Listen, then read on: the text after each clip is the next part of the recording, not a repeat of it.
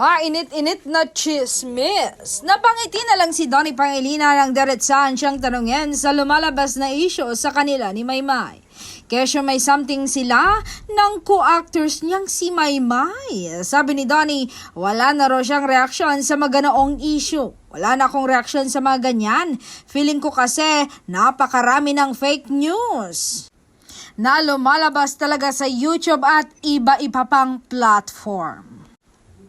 At dagdag pa ng aktor, masaya ang puso ko at iisa lang ang laman nito. In fairness din naman talaga, happy talaga si Donnie sa relasyon nila ng GF na si Bel Mariano.